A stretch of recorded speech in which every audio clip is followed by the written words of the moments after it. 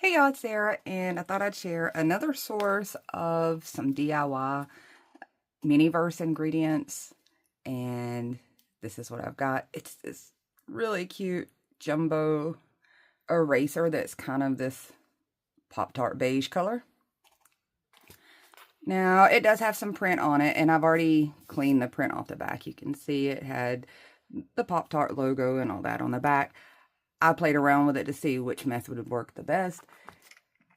I was able to use some acetone to get the ink off, which a lot of times that pretty much works with most print ink on plastic or surfaces like this.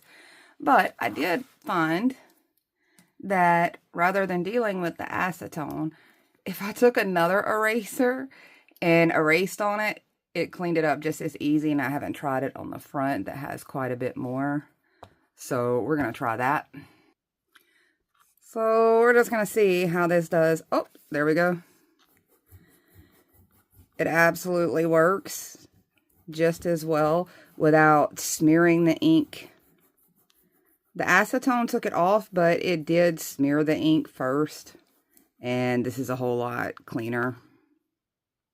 I have to say, erasing an eraser seems a little weird, but I've got a pretty clean little chunky block of eraser now that should be fairly easy to cut with just a craft knife or maybe even a pair of scissors, but you can see that.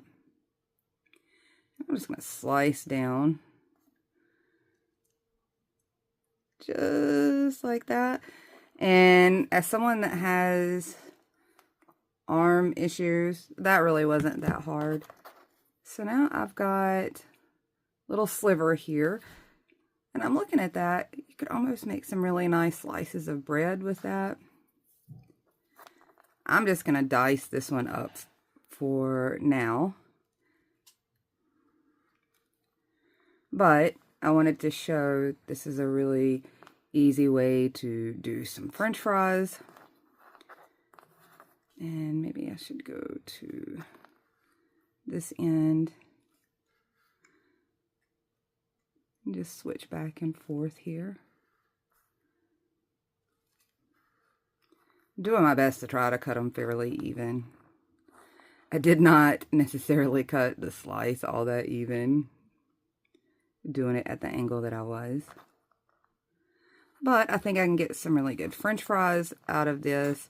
I might want to cut those down a little. They're kind of chunky.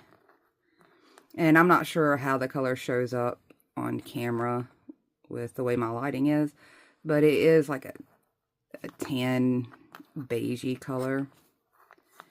And cut a few more bits off of here.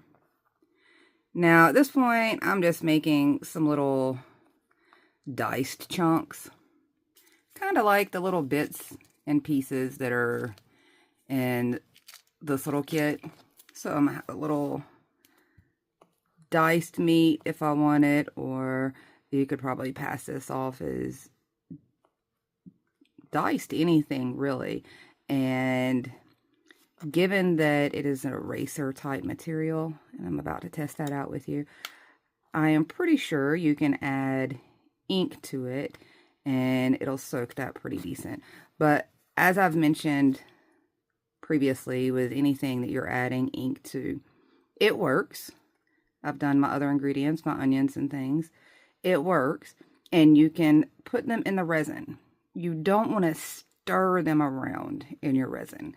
So if you go to make a project with something that you have inked, you don't want to smush it around in the liquid resin part, because it will make that ink come off. But if you place it down in your resin and just do individual placement and cure it, the ink holds up fine. So now I've got some little bits of something. Let's see how it does with some ink, how it takes some ink. I'm just pulling out one of my furniture markers. And let's see. I'm going to cut a strip out. And Oh yeah, it definitely takes the ink really well. I'm not going to touch it just yet. I would rather let it sit there for a moment and dry. But you can see it takes that ink really nicely. So I just tried it with a couple different little colors just to see how that did. So I've got some little brown bits here now. The other cool thing about this is I like this material because you can cut into shapes, and let's see how I do. Just try to cut some kind of slivery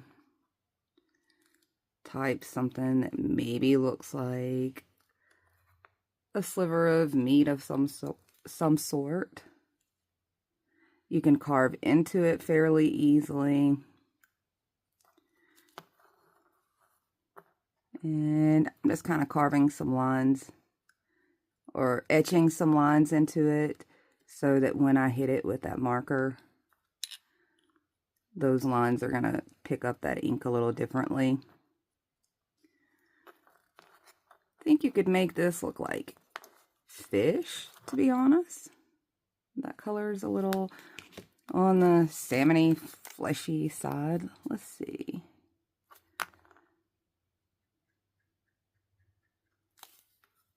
So I tend to tap my ink on and rub it off a little or rub it down a little so it gives some variations without me having to think too hard about light spots, dark spots, shadows, depth, that kind of thing. And I'll get a little closer so you can see. So maybe you guys can see that a little better. And I'm just etching into it a little more or scoring into it a little more for a little added texture. And that definitely looks like a piece of some kind of meat. Use your imagination of what meat you'd like it to be. I'll try it on another piece and see if I can get a fishy look out of it. So I grabbed a couple different markers. I'm not sure which one's going to show up the best, but one of the ones I grabbed literally is, if I can get it to focus there, is salmon pink. And let's just see if it's dark enough. Oh, it's very subtle. Maybe you can see it's rather subtle.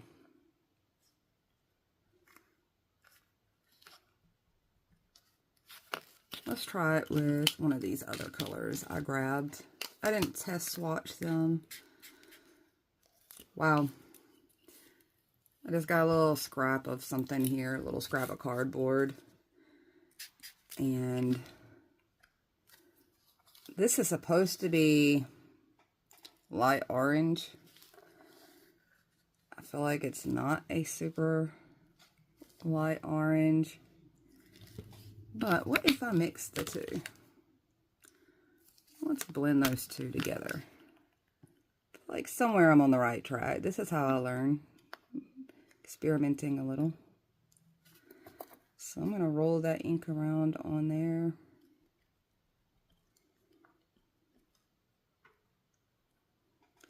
I feel like it's got a little something going on. It's hard to tell. Maybe you can see that now. There is a little more of the salmon-y look. And I'm just going to go in and score it some. And I'm just flicking at it. And it's so easy to do. Eraser material is really an easy medium, I think, to get your hands on and to kind of just play with. I try things with clay. I'm not necessarily great with clay. I might do a little better than other beginners, but I'm certainly no master at it, and I tend to squish my things a lot because it's hard for me to regulate arm pressure. But at least with this, I'm not going to squish it. And I feel like I've got a little better control on shaping it by being able to cut into it with my craft knife. And if you notice, the more I sit there and do that, the more it really gets a meat-like texture. Let's see if we can get this thing to focus. Can you guys see that? So I'm just flicking at it with that blade. I probably could do this with any kind of little sharp object and get different textures as I do that. But can you see how much that looks like, at the moment, it still looks kind of like chicken to me. However, if I change the color on this again, I could probably make this look a lot like beef. I'm gonna try that too. Let's just cut a weird shape sliver.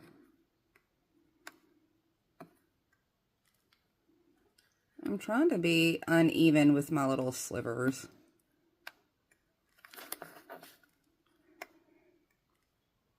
On this, I'm not getting them in that squared out, chunky look there.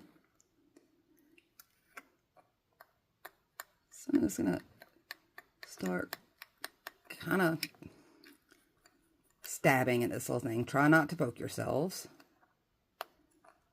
I'm doing my best to not poke myself at this tiny scale. And I'm just going to keep flicking at that for a moment or two. So at this point, I've flicked at it quite a bit. Look how cool that looks. It looks so meaty, really. I've got chocolate. This one is numbered as a 92. And I have found across most of your alcohol markers, they pretty well are really similar when it comes to the ink color. I'm just going to try to hit that on two sides to be the grilled kind of sides. These would be really great for adding meats to your shish kebab skewers. That already looks pretty cool, I have to say. That looks pretty cool. So I'm going to shoot for, I'm aiming for this to be a chunk of steak. And I tried with the light orange marker I still had. This 140 I still had sitting beside me. And I got that, which is not too terrible. Maybe if I finish that one little section. It's not too terrible of a start, really, for medium rare. But I grabbed my chalks out to add a little more to it. That's really, it's not bad. It's not bad. Oh, as it soaks in and hits a little bit of that brown right at the edges. Guys, did y'all see that little magic? Right there in front of our very eyes. And let's see if I can pick this up. That is, well, maybe I don't need to take that any further. I don't know. Well, gosh, I'm not even disappointed in that. I'm going to let you look at it really closely. That's the chicken piece. That is the steak bit or the beef bit. And then I've got these little bits that can, honestly, in your soups, in your other mixes, can really be turned into about anything. And it's very, very easy to cut it to size. But I'm pretty tickled with the steak and the chicken. You guys tell me what you think down below. That's all I wanted to share. I was going to play with this anyhow. and it turned out actually a little better than I had hoped. So I hope you learned a little something, and it gets you interested in just playing around and testing things out and see how it goes. Talk to you guys soon. Bye, y'all.